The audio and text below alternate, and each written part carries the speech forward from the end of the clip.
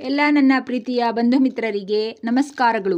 ಕರ್ನಾಟಕ ರಾಜ್ಯದಲ್ಲಿ ಚಳಿಗಾಲದ ತೀವ್ರತೆ ದಿನದಿಂದ ದಿನಕ್ಕೆ ಹೆಚ್ಚಾಗಿ ಕಾಣುತ್ತಿದ್ದೇವೆ. ಬೆಚ್ಚನೆಯ ಬಟ್ಟೆ ಧರಿಸಿದರೂ ನಡುಗುವ ಸ್ಥಿತಿ ನಿರ್ಮಾಣ ಆಗಿದೆ. ರಾಜ್ಯದ ಹಲವು ಭಾಗಗಳಲ್ಲಿ ಕನಿಷ್ಠ ತಾಪಮಾನ 9 ಡಿಗ್ರಿ ಸೆಲ್ಸಿಯಸ್.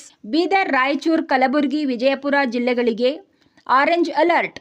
ಶೀತದ ವಾತಾವರಣ ಇರುವುದರಿಂದ ಜನರು ಸಮತೋಲನ ಆಹಾರ ಸೇವನೆ, ಬೆಚ್ಚನೆಯ ಬಟ್ಟೆ ಧರಿಸಬೇಕು. ಬೆಂಗಳೂರಿನಲ್ಲಿ ಮೈ ಕೊರೆಯುವ ಚಳಿಯಿಂದ ಜನ ತೊಂದರೆಯಲ್ಲಿದ್ದಾರೆ. ಉತ್ತರ ಭಾರತದಿಂದ ಒಣಹವೆ ಪ್ರವೇಶಿಸಿರುವುದರಿಂದ ಚಳಿ ಹೆಚ್ಚಾಗಲು ಪ್ರಮುಖ ಕಾರಣ. ಕರಾವಳಿಯ ಉಡುಪಿ, ದಕ್ಷಿಣ ಕನ್ನಡ, ಉತ್ತರ ಕನ್ನಡ, ದಕ್ಷಿಣ ಒಳನಾಡಿನ ಚಿತ್ರದುರ್ಗ, ದಾವಣಗೆರೆ, ಮಂಡ್ಯ, ಚಿಕ್ಕಮಗಳೂರು, ಶಿವಮೊಗ್ಗ, ಹಾಸನ, ಮೈಸೂರು, ಕೊಡಗು, ಚಾಮರಾಜನಗರ ಜಿಲ್ಲೆಗಳಲ್ಲಿ ಒಣಹವೆ ಮುಂದುವರಿಯಲಿದೆ.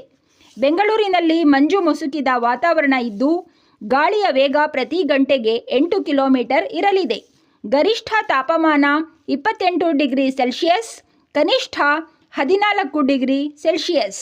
ಚಳಿಯಿಂದ ಆರೋಗ್ಯದ ಮೇಲೆ ಪ್ರಭಾವ ಬೀಳುತ್ತದೆ. ಬಿಸಿ ನೀರು ಉಪಯೋಗಿಸಬೇಕು. ಸ್ವಚ್ಛತೆ ಬಗ್ಗೆ ಜಾಗೃತರಾಗಿರಬೇಕು.